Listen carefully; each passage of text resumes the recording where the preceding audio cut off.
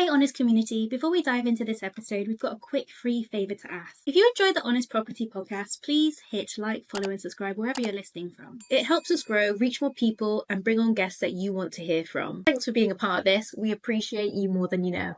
Hello, you're listening to the Honest Property podcast with your hosts Becky and Ruth, the Honest Property Sisters on Instagram, and we've built a multi-million-pound property portfolio over the last 12 years. We like to have unfiltered chats about building wealth, purpose, and freedom that actually feels good. And in this episode, this is a topic that is always discussed actually, and we wanted to put our take on it today, which is cash flow or net worth, which one actually makes you feel safe? And there's a lot of people in the wealth space who are diehard net worth. Your net worth is like the most important thing. But then there are also, on the other scale, people who say cash is king. And that is it. That's the only thing that is important. So so we want to be able to discuss this today because you can be worth £1 million on paper and still feel financially anxious. And because net worth doesn't pay your bills, cash flow does. So today we're unpacking something nobody online wants to admit. The internet is obsessed with net worth. But in 2026, cash flow might be the metric that actually keeps you calm, especially in this economy right now. I mean, I know we intro this podcast with you have to when you have a personal brand, you have to share authority really quickly, and obviously sharing your net worth is a very easy way to do that. We just did it by sharing that we have a multi-million-pound portfolio, because it captures attention. And you've got to understand that a lot of the time people use this big net worth figure is because it captures people's attention before you can relay your main message. And that's why you see it so much more. But in reality, because we are the Honest Property Sisters, regardless of what business or industry you're in, you really don't know what the overheads are. Pause there. So the internet is obsessed with net worth, but you don't know, just regardless of what industry you're in, even if you're in the property industry, you don't know what the overheads are and what the net worth, like what is actually going to be put in your pocket at the end of the day. And that's a cash flow that you essentially live on month to month. And I think also, just to add, that every strategy has its own different overheads when it comes to property too. So bear that in mind. Online wealth culture. I've got this many doors. I've got this many tenants. 7-figure portfolio. Written, like what's on paper, impressive. But the problem with it is that is not liquid, right? Having property means that your funds are locked up, so you can't mess around with it. Yeah, it's a largely a liquid time. But that's also the point. At this phase, Ruth and I would very much say property is part of your wealth portfolio. It's not necessarily, unless you turn it into a job, going to be the thing that sets you free right away. Yeah, and also we've said in the past that, we benefited from the lower interest rates as well, where we were able to also start a business and have a large portion of property income on the side of starting a business as a completely separate business as well. We were able to reap the rewards of the lower interest rates. I've got a stat as well. It says, in the UK, the Office for National Statistics shows that property wealth makes up the largest portion of household wealth. Yet the FCA Financial Lives Survey shows many homeowners still report financial stress. And that's because they can't access, it's not like you can access the money. Same as a pension, you can't access that until a lot later. It's illiquid right now. Trust me, we have sold property, but it is not easy to do. It's a process and you have to prep for it. I think that is the other thing to bear in mind. But like I said, that's also the beautiful, but it's not easy to do. It's kept safe from your own meddling, so that it's got the best chance to grow. Also, can I just say that in terms of the property space, all like the valuations are not like you could have somebody like people come in and do valuations are just people. They could come in one day, look at the house, and I know there's other property business owners who've had this experience where you've had multiple valuers come to the house or surveyors come to the house to basically say how much it costs, and they have had different opinions. And so Quite large discrepancies as well. So valuations are kind of theoretical. That person could have had a bad day, or they decide they don't like you and giving you a lower valuation than the internet says that your asset is worth. And at the end of the day, your asset will only ever be worth what someone else is willing to pay for it. So someone could be like, yeah, it's worth this. And your beautiful spreadsheet says it's worth this. But when it comes to actually releasing that equity, it might not sell for that. So, like, so dependent on the market. So, it might not even be like, I'm just saying it won't be necessarily accurate. Yeah. No, I agree. Yeah. So, you might look wealthy on paper, but the reality it might not feel that way. Yeah. And we're, like we said before, we're no longer living in a 1 to 2% interest rate era, which is where we started when we started investing in property. Now it's more like 4 or 5%. And we've even had one of our properties that was at 8% that grew. I think it was like from 2 to 8 and wanted to like choke. But we fixed it for a year just to deal with it until we were able to make it go down. And that was a very stressful time. But the reality is that because we had multiple properties, it allowed us to be able to if we just say leverage off the other property profits to be able to like deal it's with balance. is balance. Yeah. So there's like diversifying is what keeps the harmony when it comes to your illiquid assets. Yeah. Yeah, so we're in a higher rate world right now, and since 2022, the Bank of England raised base rates significantly to tackle inflation, and mortgage costs rose, which we experienced. Refinancing became harder, and cheap leverage disappeared. So the environment changes the wealth strategy. In the low rate areas where we started, the net worth expansion through leverage felt so much easier. And the higher rate era, which we're in now, is the cash flow discipline becomes more of a survival because there's less of it. You can say if your portfolio only worked when money was free, it wasn't robust, it was riding a wave.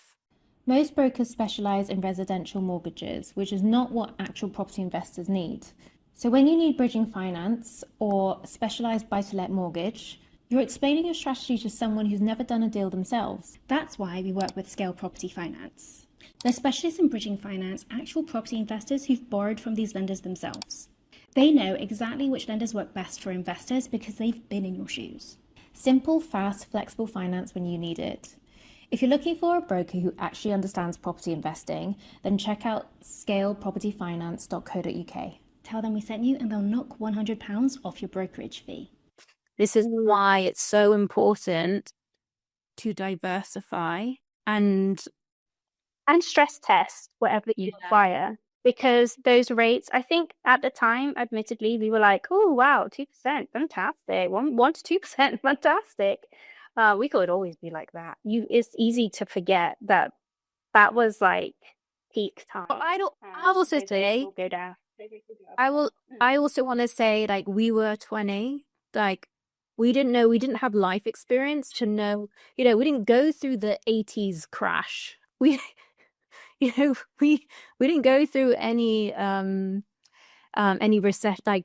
big recessions. So this is like now in our adult time, experiencing, oh, okay, so actually the normal rate is really like 4 or 5%. It's a hard lesson to learn because I'm not gonna lie, we were able to have a full income from just a few like less properties on that really low rate in our 20s, which is fantastic. But be realistic, like the rate will balance out and go up and down.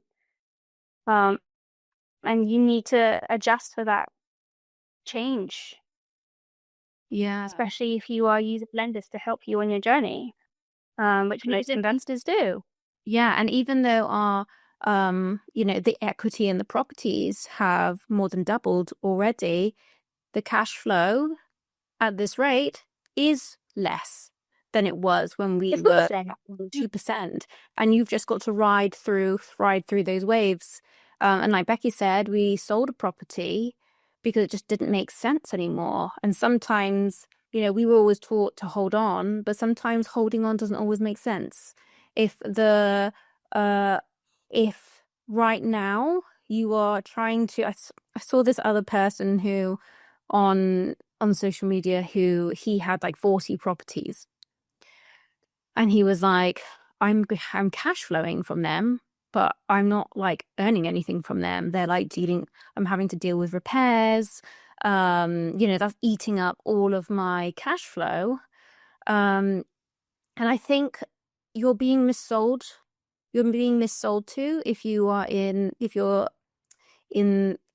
wanting to invest in property as like that's going to replace your income entirely.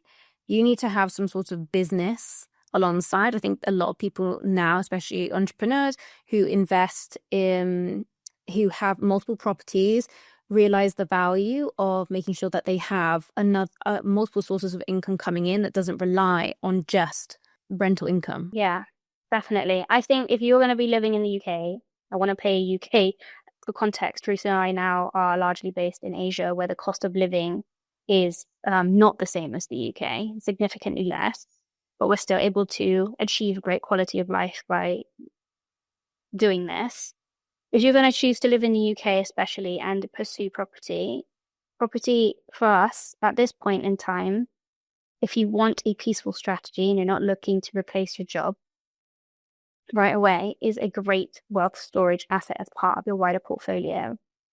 It will be, your funds will be be locked in property equity. And you obviously want to make sure that it does cash flow you, but I'm just saying it's not going to be like a life-changing amount of money for you to live in like the Western world quickly. So you need to make sure that you've got other streams of income that are going to support you. I would like to say that the days of relying on just rental income, the days that I just really don't believe, unless you have like, even if you have like a huge portfolio, I don't even really believe, like someone show me and prove it to me, like comment and let us know. But I don't believe you can live entirely off your rental income anymore in this day and age compared to when we first started. You need other sources of income that come in. Without assets, your cash flow alone will make you keep working forever. But without cash flow, the assets alone is going to keep you very anxious. You need both. Focusing on just what your net worth is just a distraction from what is necessary. Yeah. It's like, don't ignore it. It's cash, but you need to be able to have both. I'm gonna talk about like the behavioral finance research, which was popularized by economists like Richard Thaler. Am I saying his name right? Thaler shows that people perceive accessible money very differently from locked money. So liquidity affects perceived safety. So if you think about 500,000 locked in property equity versus 5,000 per month reliable recurring income, which one lets you sleep at night? And most people would answer the second question. And like Becky has said, net worth builds status. It builds this like, I guess, like illusion of status, with cash flow, like actually calms your nervous system and makes you feel safe knowing that you've got that that income coming in. So we're not anti net worth because it's important. Otherwise, why on earth would we be investing in the first place? But we're anti imbalance. I guess what our main message is okay, obviously this is Honest Property Systems talking about property, but we don't want you just to focus on that. We want it to be supplementing your whole ecosystem of where your income streams come from, because it's not balanced if you just rely on one thing too much. No. Yeah, no. We will never advocate or the facade of saying the facade that you can just live off your rental income. That is not the truth. You need to have a business, a job, or and be investing in multiple wealth storages to make you feel sound and sleep at night. Without assets, cash flow alone keeps you working forever. Without cash flow, assets alone keep you anxious. Yeah, that's what I said earlier. Yeah. So what would we do to build like a more balanced approach to building your wealth?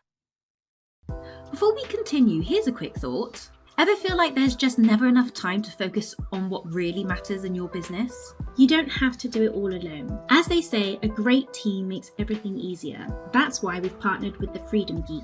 Their talented Filipino VAs help us with tasks like admin and podcast editing, just like for this episode, giving us the freedom to focus on what really moves the needle. If you're looking to reclaim your time and to work smarter, then check out the Freedom Geek. All the details are in the show notes. Now let's get back to our conversation.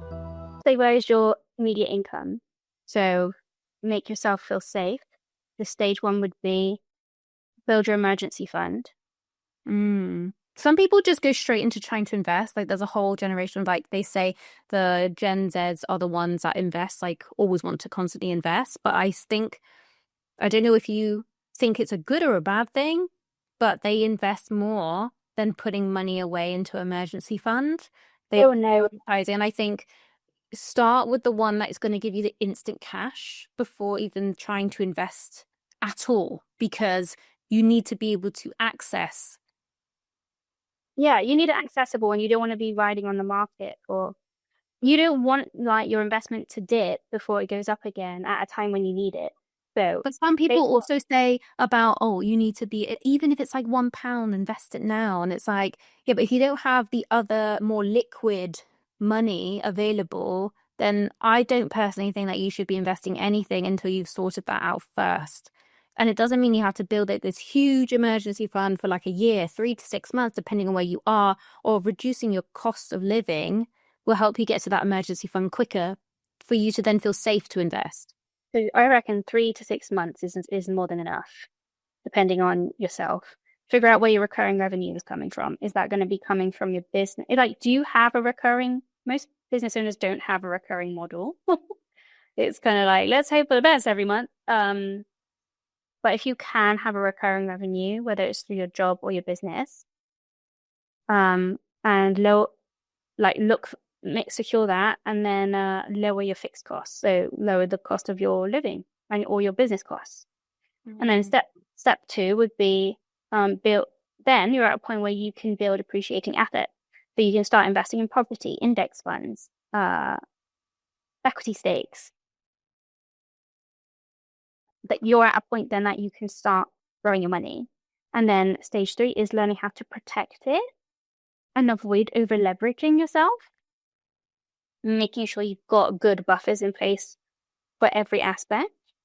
And then part 4 would be reducing your fragility, and that often comes through diversifying your income sources. So a lot of people, say you're a household, there'll be one partner who is pursuing a paycheck career. The other partner might be, I'm not saying like this is the right way to go, this is just an example. But the other partner might be pursuing be a bit more of a wild card and pursuing a business that has the potential to scale more than a typical job could, and they're allocating it. It's going to grow regardless of what they do. It's not actually that complicated. I don't think it's that complicated. But humans, we think it's complicated. Yeah, we do, don't we? We overthink things or we overfocus on one aspect, and it's like it's just a balance and having an ecosystem and not making sure you're not fragile to just the world changes so fast. You need to make sure like, okay, if you were laid off from work, what's going to support you? If the banks were like, okay, the interest rate's going to be like 1,000,000%, what are you going to do? Yeah. Well, if the stocks and shares like take a really big dip for a really long time and you need funds now, what are you going to do? If just have it all balanced. Yeah. And it doesn't need to be stressful either. It would be less stressful as long as you understand how to balance and not focus on like what looks wealthy, but feeling steadier. It was weird because like for us, we had fewer properties and our net worth was less, but we were earning more cash flow at one point. And then we grew our properties, but then the bank rates changed.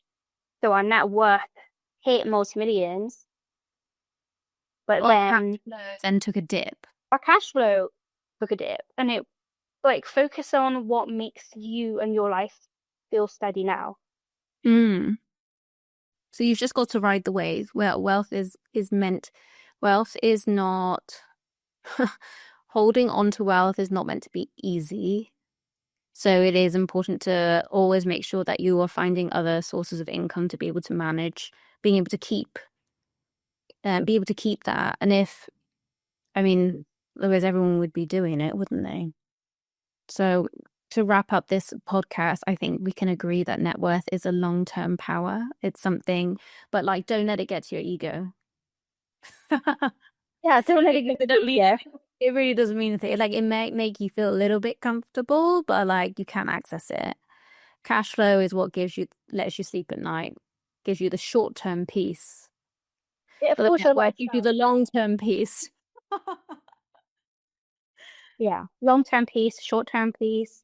But yeah, cash flow allows you to pay for life now and your lifestyle. Aligned wealth, which is, I swear, it's like a catchphrase now, means building both. And if you're at the early stage, we just want to make sure you're not, I'm going to butcher this saying, aren't I? Terrible sayings, but you're not skipping before you can run. You're not running before you can walk. Not running before you can walk. Ruth's like, yeah. Well, they both all saying. Yeah, we want you to build your stability first before you even think about it. Because there's no point in building wealth if that doesn't feel safe and it's not aligned. Because then you're over leveraging and then you feel stressed. Yeah, so what am I doing this for? But I think we're just compounding on this point because we've seen this happen to ourselves and other people.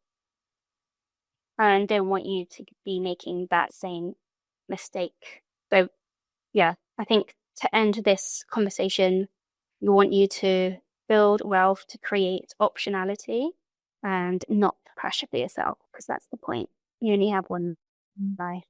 No, I think it's very tricky to, I think the only way to be able to do this is if you had to take on all the responsibility yourself to be thinking about the cash flow, but thinking about also creating your net worth, it is a lot for one person to have to think about that. And the best way to do it is to be able to partner up and have someone like take the load, because you can't focus on two things at the same time, like consistently. Or you have to accept there's going to be certain seasons of your life where you can be able to give more mental space to focus on like just prioritizing the cash flow and then get round to sorting out your net worth. But I think it is very difficult, honestly, very difficult to have complete mental capacity to try and do all of it yourself. So if you can find a partner or business partnership or whatever it is with someone that you trust, that you are aligned and on the same page on building wealth together, that can really, really help to feel like you're not alone in making all the making all the decisions on like how much you even want to grow to, how much money you even want to make now. And I think that will make you feel a lot safer in making the right decisions that will help you to build as much wealth as you want. And just a very small plug on that note. This is exactly why Ruth and I created the Aligned Wealth Collective. So if you ever wanted a second opinion on anything, or want to be in a community where other people are on a similar journey or on the same journey or are ahead of you, Ruth and I are in this collective so that you can ask us any questions you just want a second opinion on. It's there if you need it, but if you don't, we're there if you need us. So the option's always there. Yeah. Thank you for listening, guys, and we'll see you in the next episode. Do like and subscribe so we can have this podcast reach more people, that this will really help others in being able to build aligned wealth also. So we'll see you in the next one. Bye. Bye.